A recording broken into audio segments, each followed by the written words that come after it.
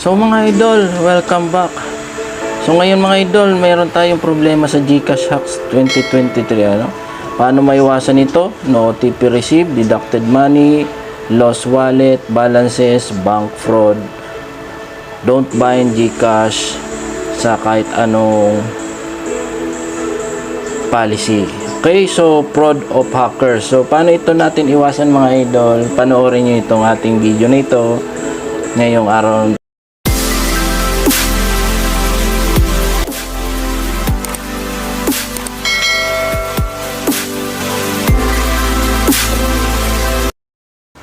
So ito na nga mga idol ang dahilan kung bakit maintenance ngayon si GCash sa bank transfer. So marami kasi ngayon ang nangyayaring bank transfer na nawawala ng pera, So dito sa dating GCash. So safety precautions lang natin mga idol, yung may mga account dito sa GCash. Huwag nyo pong isipin na ang GCash ay isang may paglalagakan nyo ng pera, kasi ang GCash ay isa lamang transfer money natin na pwede natin gamitin sa mga transaction na makakagaan sa ating pagbabayad, like pay bills, mga kuryente, tubig at iba-iba pa. So kung gagamitin nyo ito mga idol na pang bangko or pang safe ng money, nagkakamali kayo mga idol, kasi dito baka mawala yung pera. So paano? So ituro natin ng step by step para makaiwas dito kay GCash. So simple lang mga idol. So yung mga wala pang GCash, type nyo lang sa Play Store GCash install. So pag nakakaranas kayo mga idol ng ganitong mga scenario na ayaw GCash later, na nagsasabi na maintenance, uninstall nyo muna. Uninstall, ibig sabihin ng uninstall, tanggalin sa inyong app ang GCash, then install. So ganun lang mga idol, kasi meron yung mga dyan, cookies na mga nasisave ng cellphone nyo na pwedeng gamitan ng mga hackers, lalo na yung mga pag may na-install ka dyan program sa iyong cellphone na pwede niyang gamiting hack. So ang dali-dali lang mga idol lang gagawin. Una, wag kayong magbe-verify ng OTP sa text message at ibigay ang OTP, kasi isa yan sa mga dahilan bakit tayo napo-fraud. Pangalawa, wag nating gamitin ang GCash sa pamamagitan ng pagbabind sa mga playing game app, yung mga apps na alanganin, kasi meron yun mga bots at mga hacking bots na pwede nilang i-track yung information mo at maging saninang yung pagkawala ng pera, Kung hindi ka pa nakapag-subscribe sa aking channel mga idol, please subscribe and visit my website sepatloans.com, kasi nandyan natin ina-update ang inyong mga earning app araw-araw. So ayan mga idol, nakapag-install na tayo, click all mo lang yan. So ano ang meron kay GCash ngayong araw na ito at ang tagal niya bago mag-update? Una, sinabi ko nga na nagkaroon sila ng maraming perang nawala sa GCash through bank access. Mga kalimitan, yung AUB, West Bank, nag-transfer ng kusa, hindi man lang nagbigay ng OTP pin, pero nabawasan. So ano ang pwede natin gawin dito mga idol para maiwasan ng ganito? Tulad niya nag-send ng OTP for verification.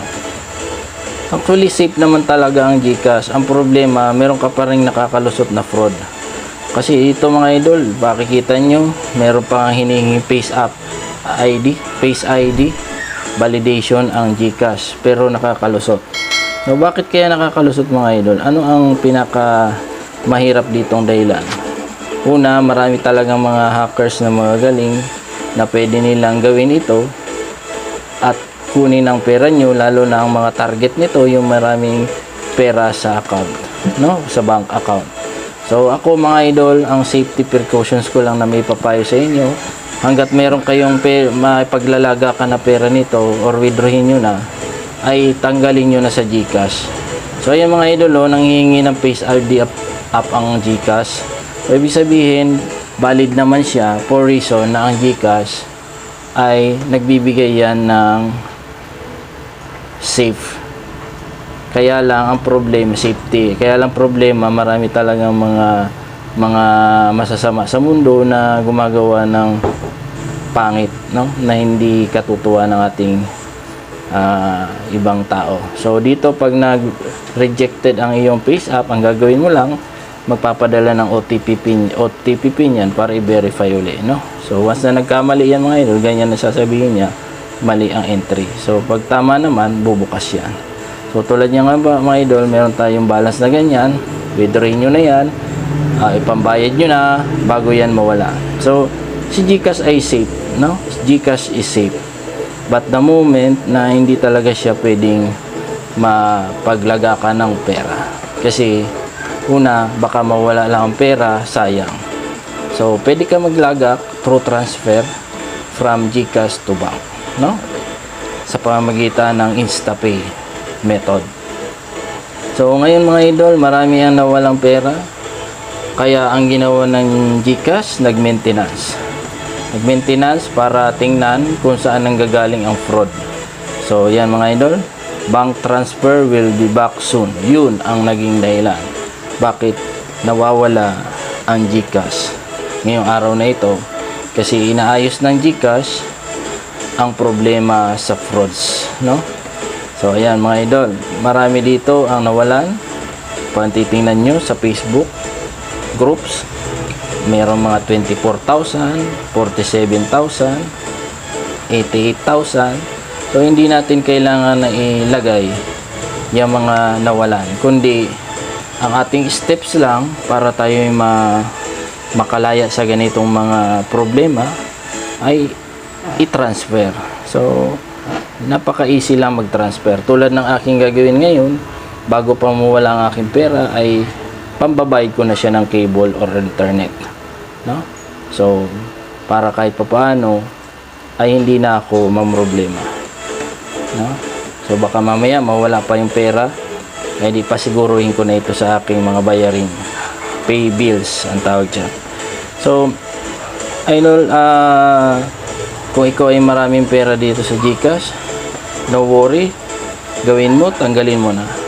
Don't bind GCash anything na hindi talaga siya safe. Pero sa Google service mga idol, safety yan. So marami kasing mga ngayon, mga naglilipanan na ng mga access na hindi naman dapat, no? So never give your OTP pin to anyone, especially when they ask you through text messages. Yan lang, ano mga idol? So kung gusto niyo naman, para gagamitin niyo ang GCash para makapagbayad ng bill, loading, at marami pang iba, bank transactions. So parating isipin na ang GCash ay hindi yan bank account savings. Okay? So ang GCash is parang debit card, credit card, ang dating na pwede nyo gamitin sa pagbabayad, paglo-load, pagta-transfer, pagre-remittance, pagko-convert ng mga cryptos, yan lang, no?